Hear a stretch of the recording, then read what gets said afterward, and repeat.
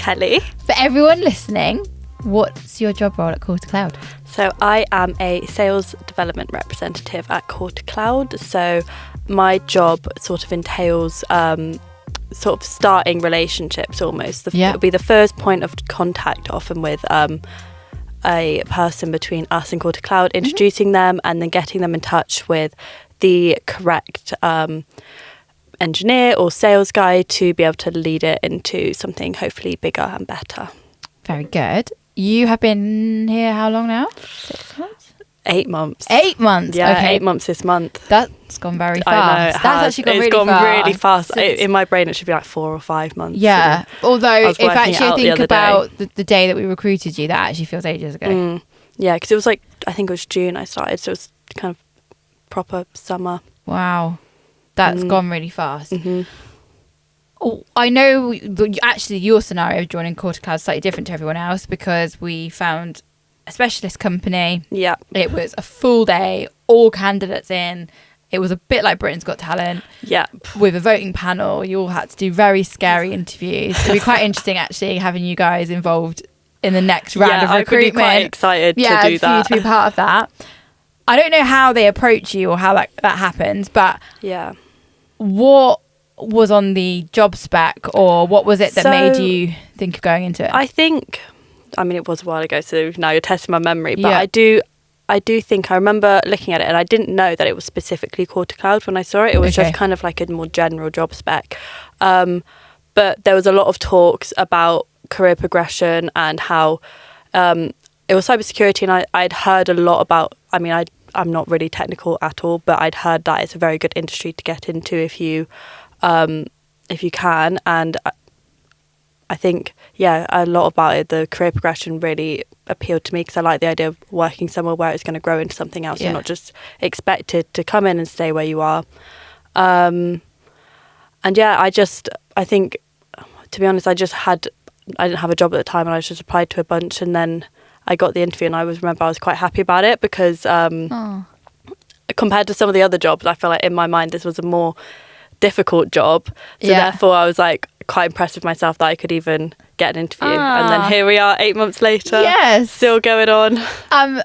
So for Anna back then, you didn't really know what you were applying for. No. You knew cybersecurity. So if anyone's listening now and similar age, because do you mind saying your age? I'm 24 now, but this is my first job out of like a proper job out of university. I'd only really done hospitality before now, so I kind of had a couple gap years. So if someone's like kind of thinking that they're coming out of uni, or maybe they're in the last year and they're thinking about wanting to get into it and how to get into cybersecurity and kind of working out, is it what you expected?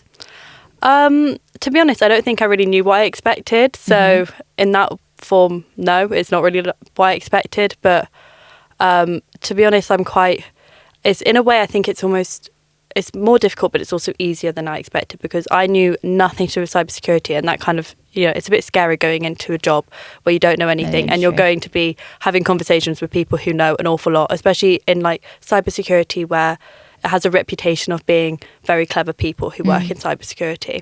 So I think from that element, it's almost easier because I think to learn the basics, you can pick up on it. You don't have to be from a technical background. But then there obviously are a lot of difficult elements to the job. Which allows the career progression, right? Exactly. I mean, if you're not being challenged, then it kind of shows that you're probably not in the right So if someone's place. listening then, a similar background to you, might be in a cafe shop now and thinking they need to change a career, because I do say on here that anyone can join this industry. Oh yeah, I agree. Yeah, because that's the same background of me. Like I didn't know anything about it, and you think that's as true. long as you're willing to learn and put the effort in to understand it, then you really, it doesn't matter what you're doing now or what you currently have knowledge in. You can definitely learn it. And for you, future Anna, future me, Lizzie's mentioned that she likes that there's women on the C-suite, that there's quite a mixed bag here. Obviously this is your first experience of leaving into a major job, so your only experience is that there are women on the C-suite. Do you think that that's aspirational? Have you kind of identified where you want to go, or are you still on early days? I mean, I'm definitely still on early days. I don't really fully know where I see my career going or anything like that, but I definitely do enjoy that there are women in the C-suite and throughout the company. I think it's nice because I think you just do relate to them a little bit easier because they are more like you often. And I think that's nice that you can kind of see that in, you know, that could be where you end up going, and that what you're working for or towards could actually end up being something. Yeah, exactly.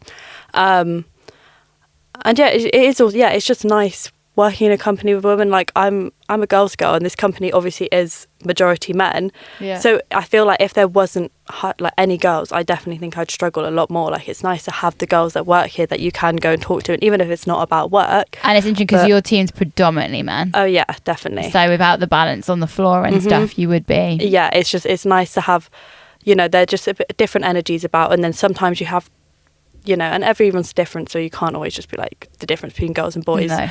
But it's just nice to have a variety of different personalities and girls and boys and a bit of everything to have. Yeah. You can pick and choose who you want to talk to. Diversity as well in nationalities and language, because your mum is Swedish. Yes, my mum is Swedish, so I'm half Swedish, and I can speak it, you know, not fluently, but I can get by.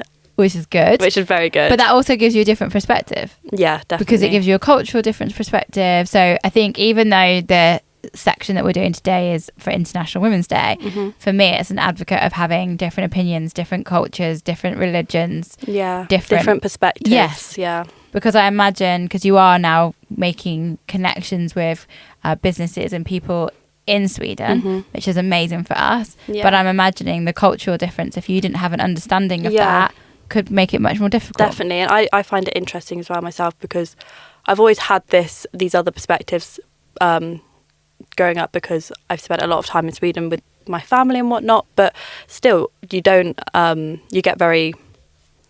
it's very easy to look inwards, and being in the UK it's looking inwards and stuff. So it's nice now also reaching out into Sweden. You can I can kind of learn a bit more about how it is to work within the Swedish world as well. Yeah, not just being like family. Because I was a waitress in Sweden as well, but like that's a completely different ball bag to actually working in industry.